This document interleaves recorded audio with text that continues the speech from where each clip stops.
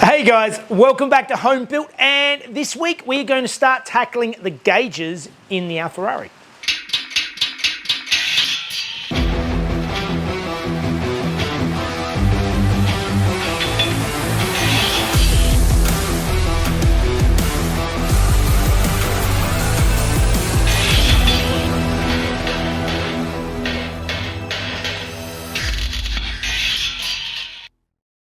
Alright guys, welcome back, and those watching last week saw that I went through and did the wood grain in the center console of the Alfarrari. If you missed it, I'll put a link up above so you can catch up and think about subscribing.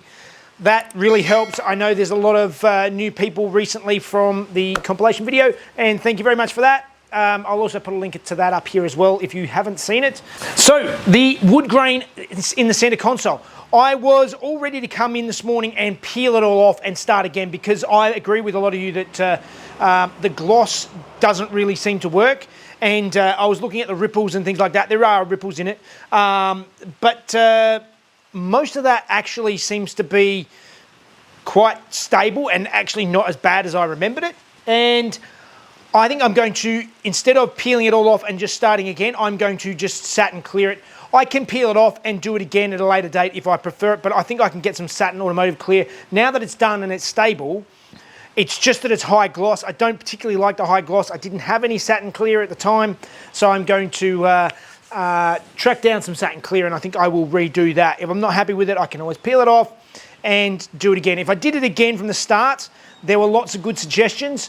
Lots of people suggested vacuum bagging, which is definitely makes sense if you're using a wet glue, but I was not using a wet glue in this instance. I'm using a contact adhesive that basically is as set as it gets the instant you put it down. So what you need to do really in that situation is to lay it up and just make sure it's all pressed in. It's not a glue that needs to be laid on and then you need to vacuum bag it and hold it in place while it dries. But I definitely should have used more woodworking surface finish rather than using the automotive clear. As some have explained, it doesn't soak in as well, and as it dries, it does give a bit of tension, which is potentially what's helping add some of that warping to the panels. In any case, I can always visit that later. If it's worth doing, it's worth doing twice. Today we're going to start tackling the gauges of the car. Now, this is the original gauge cluster for the Alfa. The issue is that it is cable driven. Both of these gauges are cable driven, and they also, this tacho stops at 7,000 RPM. You could maybe sort of see 70, 800. This car red lines at 9,000 RPM, so I obviously need a different tacho. The speedo is cable driven. So what I'm doing is I want to keep this look. I don't want screens. I don't want a modern style interior. I want to keep it in a classic feel. And the way I'm going to do that is with electronic gauges that look like this. And what I've got is a couple of these electronic gauges. Now, I have a speedo and a tacho. I deliberately got smaller ones that can sit in behind my regular dash, and these can take an input from whatever I give it, and they can be calibrated to match the signals they're getting. So if you watched previously, you will have seen that I did the speed sensor pickup on the tail shaft. If you missed it, there's 6 or 7 episodes back where I actually made the pickup unit, because there is no speed signal on this old car. And tacho wise, I can get the output from the ECU that will send through to this, and I can adjust it to get the calibrations right for these gauges. The next thing I did is I was working with my mate Andrew at Piston Graphics and came up with gauge faces that will match in with these gauges, so the calibrations match in with the modern gauges, but they still look in a similar style and font to the Alfa one, so that I can actually remove these centers, put these over the top, and actually have Gauges that look like they're classic, but they're actually going to work with this car and this engine. So let's start pulling things apart and working out how I'm going to make everything work together, because I have no idea.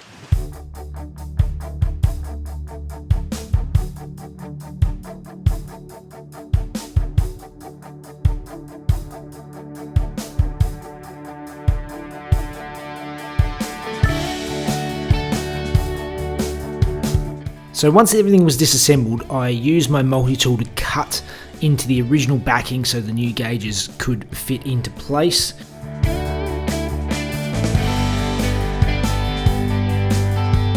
After a lot of effort trying to remove the needles, I ended up just cutting them off because it was the only way I could get them off. Okay, so just briefly covering what I've been doing is I disassembled the standard gauge cluster, and for starters I've just cut out the speedo side and been playing with the speedo to get this to sort of mount in the semi-correct spot to work with these gauges. And the effect I want, as I said, is to look like the original gauges. So what I've done is I actually trimmed off the standard needle. So there's the needle that was on this the modern gauge, and what I did, normally I found that you can often sort of prise the needles off, but these look like they were glued on hard. So what I did is I trimmed off that needle. So now the original needle sits into the housing, will work with this old gauge. It still hits the stop. So that is a big win. This is an aluminium backing that I have on the original gauges, and it's not flat. It's got a concave shape to it. So I'm going to reuse this piece because it fits perfectly into the back of these housings. So I've got to combine this with this to make it all work. Let's give it a go.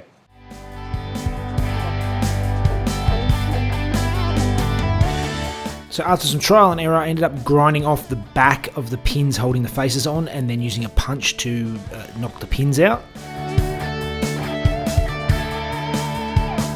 Then I had to cut out the window for the new gauge digital readouts.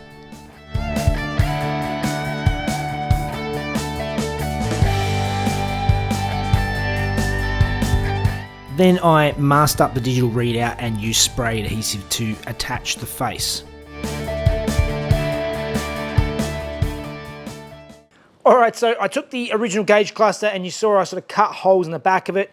The Alfarrari logo there, and these all look right. There is no needle stuck on it yet. I have to stick the needle on. It's going to look like a factory gauge cluster and hopefully actually work with this car. So what I need to do now is the circuit boards on the back, I need to make some strap mounts to actually sort of screw them in and hold them in place so that they don't just jiggle around everywhere.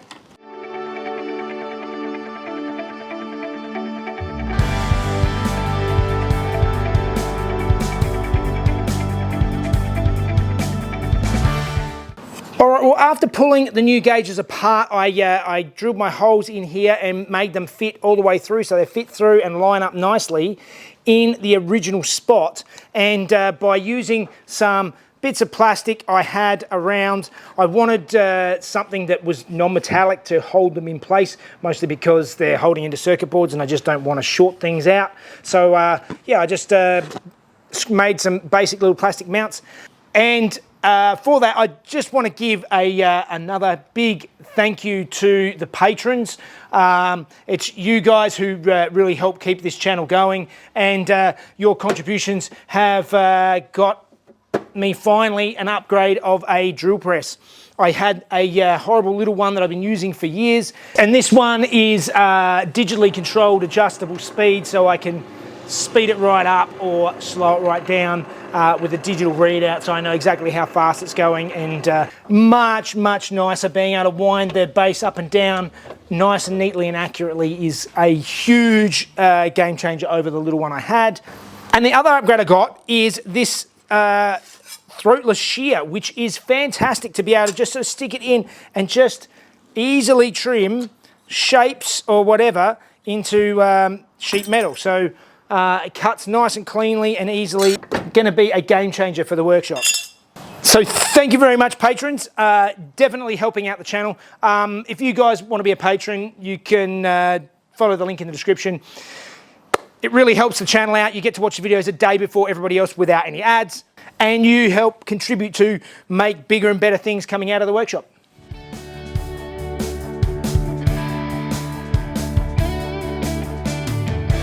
So using a bit of 5mm Araldite, I'm reattaching the face of the gauge and also the original needles to the new gauges.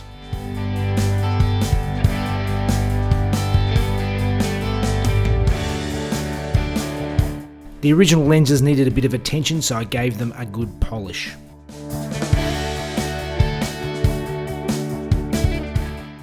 Alright, so while all my glue is setting up, I'm going to start doing the wiring. And I've had a look at the kit, and both the tacho and the speedo I have the exact same wiring. So I printed out a couple of little shrink wrap tubes that label one as tacho, one as speedo, so I can heat shrink these and I won't get them mixed up.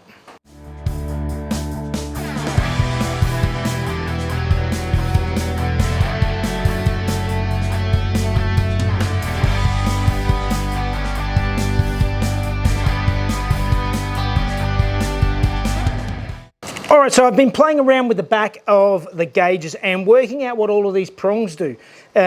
Basically, you can see it's a very, very simple circuit board. So I can just go through and follow each one of these pins and follow through to where it connects to, and then sort of have a look on the front and go, okay, that is whatever emergency light is supposed to be. Hopefully now I've got a bit of a dodgy wiring diagram. I'm not using everything back there, but hopefully I can set this up now so that I can just plug it in and all of the emergency lights are going to still do what they're supposed to do. All right, so now I've got my tacho and speedo installed and looking good, but I have the original fuel and water temp gauges that are still in there, and they are no longer going to do the job. There are multiple different versions of signals coming from the different sensors that don't necessarily line up with these, so I'm not even going to try. So I've got a Raceworks, this is a fuel level gauge and a water temp gauge that I'm now going to try and open up and fit into these places, so then again I can keep the original dash and just have it working with modern gauges. Let's see how we go.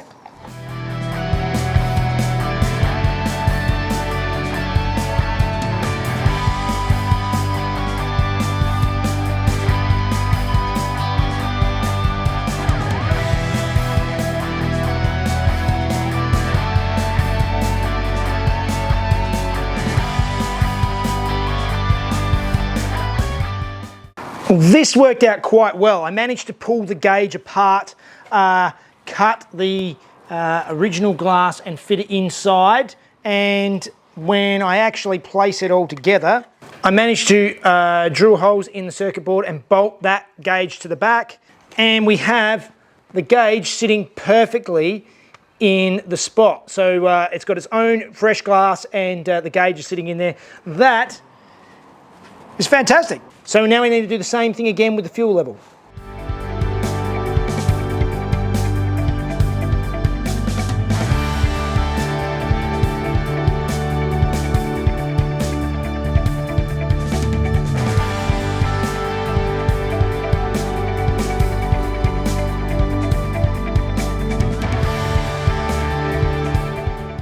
All right, so that was a whole lot more work than I was expecting to go through and fix this. It's all so fiddly, but I have my my gauge backings with the Alfarrari logos in there, and on the back, because I had to cut out the circuit board in a bunch of places, I had to sort of solder some bridges around the place to be able to get the lights to work, because I still need the illumination for the speedo and the tacho. So I've got the factory illumination working there. Everything's set up so that I can actually plug in my power and everything and get it all to work. Everything's now fitting in nicely, so it's a matter of doing a bit more wiring in the car, which is quite boring, so I'll get stuck into that and I'll show you the results. All right, so I'm sure this looks like a whole lot of fun to almost everybody, but I have got most of the wiring done. Now, there's a couple of things that I still have issues with. All right, ignoring that beeping, but you can see that my current water temperature is 23 degrees. Now, I tried to tap into that wire, but you can see here, as soon as I plug in the water temperature gauge, and intercepting that, it gives me an error. So that is not going to work. So the temperature gauge is something I'm going to have to work on, whether I have to put another sensor in. Another thing I need to do is with the indicator lights, I need to, I believe, connect up some diodes to the indicator signals, because there is one indicator light on the dash that flashes for either direction. But if I connect them both up to that light, then whenever I switch on the indicator, it will backfeed through that and put all the indicators on, which is something I don't want. So I'm sure some of you have much better electrical knowledge than me. Is it just some diodes that I need? Any specific diodes? Anybody who can give me a tip on that, leave it in the comments. That would be very handy. All right, well, that was basically an entire week messing around with this gauge cluster. And ultimately, I'm not really happy with any of it. I didn't think about the illumination difference. These Raceworks gauges are backlit and glow all the time. They're quite bright and illuminated, whereas these other gauges use the original illumination, which is just sort of surrounding it, and they just look totally different from each other. Most of the warning lights, I have got them sorted out. So the wiring in the background, which I've spent a lot of time on, I have grabbed all that, and that is actually there and ready to go. But other things I'm just not happy with. These gauges, ultimately, I'm not happy. I might talk to Raceworks because I believe that they're trialing some new ones, but they may be a little while off. Either way, at least if I get them to function and read the way they're supposed to, that's good enough for the time being. But ultimately, I think I need to revisit this. I was going to say it's a wasted week, but it's not entirely wasted. I learnt a lot, and that's how it is sometimes. So I think that means it's time for Fun Facts with Mrs. Jeff.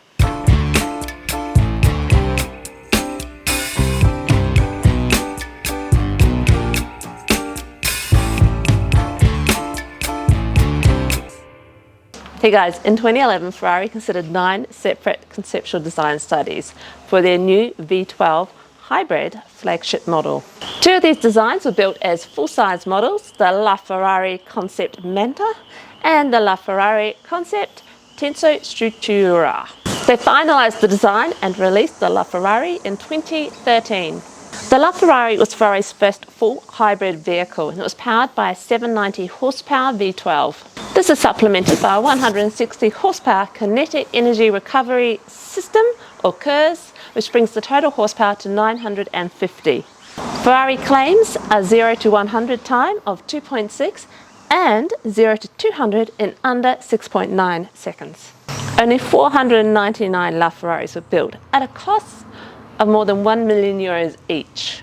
In 2016, Ferrari released the Alfarrari Aperta, which had a removable soft top made of canvas and also a removable hard top. 200 of these were sold, with an additional 9 being reserved for use during Ferrari's 70th anniversary celebration, and another 1 which was later sold at auction.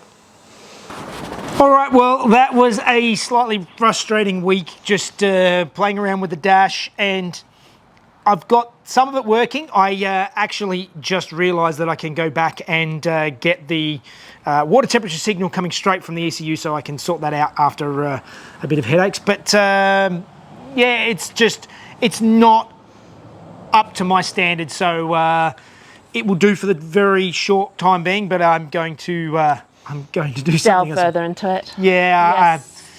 Just sometimes this stuff is fiddly and it takes time. So and it's home built. It's worth doing twice. Anyway, Happy New Year, everybody, and yes. Thank you for the Feliz Navidad wishes. And like, subscribe, let Jeff know what you think, and if you want to help him out, Patreon, and get to see the videos a day early with no ads. All right, guys, have a good one, care, and everyone. hopefully we get more done next week. See ya. Bye. Hey guys, in 2012, Ferrari considered separate design studies for their, I feel sweaty, for use during the Ferrari's anniversary. 70th. Yes. Oh my God, I got it right. Yeah.